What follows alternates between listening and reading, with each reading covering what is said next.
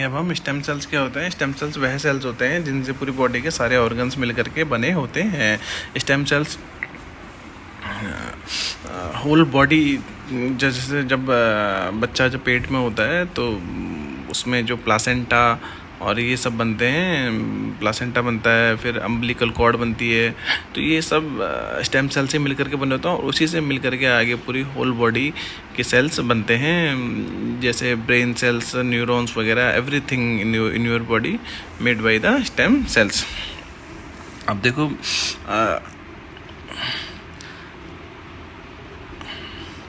अब stem first synthetic हुआ क्या, देखो a team of scientist have created the first synthetic human embryo.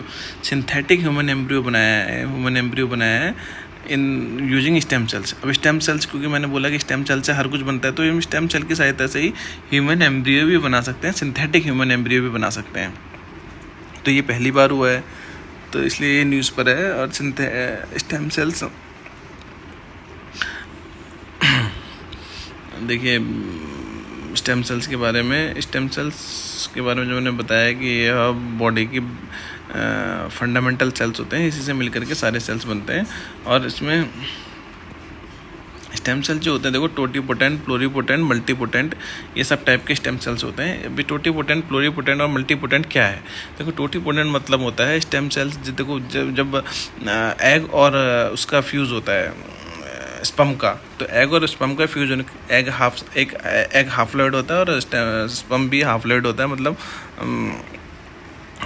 23 chromosomes होते हैं, मिल करके पूरे 46 क्रोमोसोम्स बनाते हैं और एक सेल्स बनाते हैं, और उसको बोलते हैं हम जाइगोट। तो अब जाइगोट जो बनता है, जाइगोट मतलब एक सिंगल सेल होता है जाइगोट। तो जाइगोट में वो क्वालिटी होती है कि वह सब, क्योंकि जाइगोट से ही आगे मल्टी सेल बनेगा और उसके बाद फिर अलग अलग ऑर्गन बनेंगे। तो जाइगोट जो होता है उसी को हम टोटीपोटेंट बोल देते हैं। और जाइगोट से ही शरीर के सारे, अब जाइगोट के बाद क्या बनता है? प्लोरीपोटेंट बनता है। प्लोरीपोटेंट मतलब जाइगोट के बाद एम्ब्रियो बनता है। एम्ब्रियो में क्या होता है? मल्टी सेल, वही एक सेल डिवाइड हो गया, मल्टी सेल्स बनते हैं। जैसे तुम्हारा हार्ट बन गया, स्किन बन गई, लंग्स बन गए और किडनी बन गई, तो ये सब प्लोरीपोटेंट में आ जाता है। प्लोरीपोटेंट के बाद आता है मल्टीपोटेंट में क्या होता है? फिर जैसे तुम्हारा हाथ कट जाता है, हाथ कटने के बाद उसमें दोबारा से लेयर बन जाती है सेल्स की, तो वही सेल दोबारा रीजनरेट होती रहती है, उसी को बोला जाता है मल्टीपोटेंट बोला जाता है। ठीक है, अब आता है देखो इंड्यूस्ड प्लोरीपोटेंट स्टेम सेल। अब इंड्यूस्ड प्लोरीपोटेंट स्टेम सेल से ये ज़्यादा इंपॉर्टेंट है, क्यों? क्योंकि इसी को अब इसी को बनाया गया था, made in the lab from adult cell की तरफ। अब क्या होता है कि जैसे कई बार क्या होता है कि तुम्हारा जो एक ब्लड है, एक जो सेल है, सेल को निकाल करके हम उसको फिर किसी जो ख़राब चीज़, जैसे तुम्हारा लंग्स ख़राब है, तो लंग्स को वो सेल निकाल करके उसको फिर हम जो जहाँ पे लंग्स ख़राब है उसको दोबारा से वहाँ पर लगा दिया जाए, तो वो लंग्स को सही कर देगा, रीजनरेट कर देगा, जिस कारण उसे इंड्यूस्ड प्लोरीपोटेंट स्टेम सेल कहा गया। इसी का आगे का एक और स्टेप है मल्टीपोटेंट सेल के आगे का। मल्टीपोटेंट सेल में उसको हम रीजनरेट किया जाता है, जैसे छिपकली की पूंछ गायब हो जाती है उसको दोबारा से रीजनरेट कर लेती है, वैसे ही इंड्यूस्ड प्लोरीपोटेंट स्टेम सेल्स जो कि स्टार्टिंग में जो कि अपना उसको ऑर्गन्स को बनाते हैं, वही दोबारा से ऑर्गन्स बना सकते हैं, इसको बोलते हैं इंड्यूस्ड प्लोरीपोटेंट स्टेम सेल्स। ठीक है, अब आता है काइमेरा। काइमेरा क्या है? 2 सेट्स ऑफ डीएनए होते हैं but in different bodies from different bodies के 2 सेट्स ऑफ डीएनए होते हैं। एक का डीएनए निकाल करके दूसरे में डाल दो डीएनए, उसी को हम काइमेरा बोल देते हैं। और काइमेरा क्या होता है?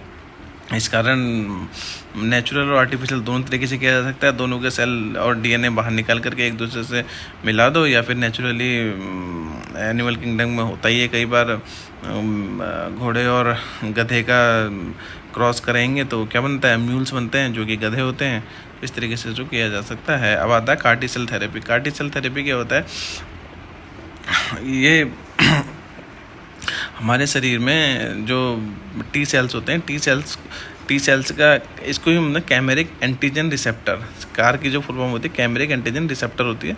और टी सेल्स क्या होता है, टी सेल्स का हमारे शरीर में काम होता है, जैसे कोई भी पैथोजन आया तो उसको ख़त्म करने का काम टी सेल्स का होता है। टी सेल्स WBC में होता है। WBC में बी सेल, टी सेल, ये सब प्रकार के पाए जाते हैं। बी सेल्स इम्यूनिटी से प्रोवाइड करता है, ये दूसरे पैथोजन आता है उसको मारने का काम करता है। तो अब देखो, जो एक CHDCO है, ये central drug standard control organisation India का, जो कि ड्रग और इनको अथॉरिटी देता है मार्केट में आने के लिए। तो ये CHDCO इंडिया की एक ऑर्गेनाइजेशन है।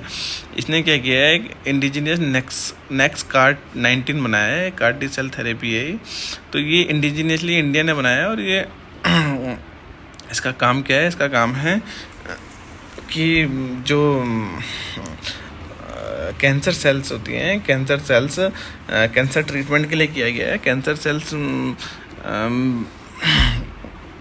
में टी लिम्फोसाइट्स को, टी सेल्स को इंट्रोड्यूस करना, और टी सेल्स के कारण ही उनको ख़त्म किया जा सकता है, कैंसर सेल को।